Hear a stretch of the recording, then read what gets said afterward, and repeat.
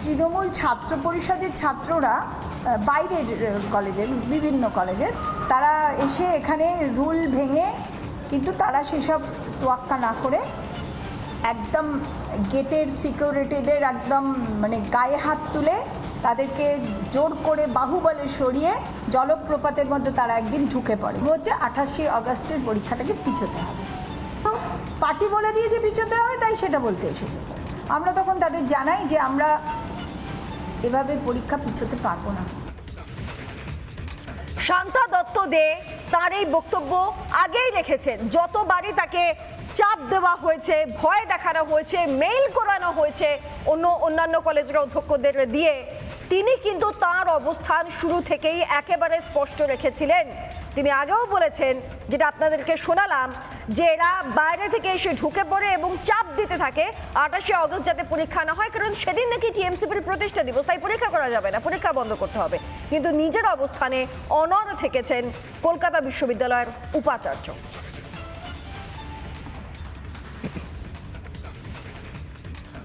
অপরদিকে তৃণমূল কংগ্রেসের ছাত্র পরিষদের রাজ্য সভাপতি ত্রিরাঙ্কুর ভট্টাচার্য, তার কি বক্তব্য ছিল শোনাবো আপনাদের। ইউনিভার্সিটি কর্তৃপক্ষ যখন চেয়েছেন এটাকে নিয়ে রাজনীতি করার, আমি পাল্টা আজকের দিনে সেই রাজনীতির জবাব দিতে চাই না। কেন, মহামান্য আদালতই তার যোগ্যতা নিয়ে যা বলার বলে দিয়েছে। কোনো ছাত্রছাত্রী যাতে সমস্যা না হয়, কেন আজকেই ছাত্রছাত্রীরা কারোর নোংরা রাজনীতির শিকার বা তাদেরকে রাজনীতির বড়ি হিসেবে, নিজের ভবিষ্যৎ রাজনৈতিক উন্নতির বড়ি হিসেবে ব্যবহার করার চেষ্টা করছে। আমরা চাইবো যাতে কোনো ছাত্রছাত্রীর সমস্যা না হয়। আমরা বলেছি, আমরা যে সোশ্যাল মিডিয়ার মাধ্যমে আমাদের জানতে পারি, তো আমরা সেখানে স্টেপ করবো। প্লাস ইউটিএমসির তরফ থেকে ওরা একটা আলাদা হেল্পলাইন করছে, যাতে কোনোভাবে কোনো সমস্যায় ছাত্রছাত্রীরা পড়লে ইউটিএমসি ওদের পাশে দাঁড়াতে পারে। এই 28 আগস্ট সর্বকালের সর্বশ্রেষ্ঠ ছাত্র জমায়েত হতে চলেছে ভারতবর্ষের ইতিহাসে।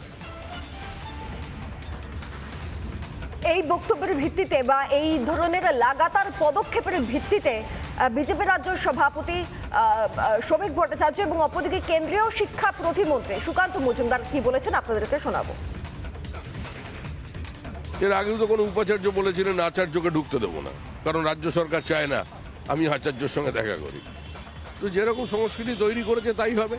আর তৃণমূল কংগ্রেস তৃতীয়বারের জন্য ক্ষমতায় এসছে আমার বাংলা, তো সুতরাং যেখানে একটা সম্পূর্ণ মধ্যযুগীয় ব্যবস্থা এস্টাবলিশ করা হয়ে গেছে, এ তো নবাব বাদশাদের রাজত্ব চলেছে, তো সেখানে সব কিছুই হতে পারে। শিক্ষাক্ষেত্রে এটা সম্ভব নয়। একটি বিশ্ববিদ্যালয়ে কবে পরীক্ষা হবে সেটা সিন্ডিকেট ঠিক করে। কলকাতা বিশ্ববিদ্যালয় সিন্ডিকেট ঠিক করেছে যে আগামীকাল পরীক্ষা হবে। ছাত্রদের কাছে অপশন আছে, ছাত্রদেরকে অপশনটা নিতে নিন না, কে পরীক্ষা দেবে আর কে পরীক্ষা দেবে না। ছাত্ররা তো পরীক্ষা দিতে চায়, কিন্তু তার থেকেও বড় প্রশ্ন হচ্ছে যেভাবে 26,000 লোকের চাকরি চলে গেল এবং কলকাতার নামকরা কলেজগুলোতে স্টুডেন্ট ভর্তি হচ্ছে না, অনার্স নিতে চাইছে না, কেউ পড়তে চাইছে না। আমি তো ভেবেছিলাম তৃণমূল কংগ্রেস লজ্জায় তাদের প্রতিষ্ঠা দিবস পালন করবে না। নানা ধরনের কন্টেন্ট দেখার জন্য লাইক করুন, শেয়ার করুন আমাদের ফেসবুক পেজ, সাবস্ক্রাইব করুন আমাদের ইউটিউব চ্যানেল। পাশাপাশি অন্যান্য ব্রেকিং নিউজের জন্য অবশ্যই চোখ রাখুন রিপাবলিক বাংলায়।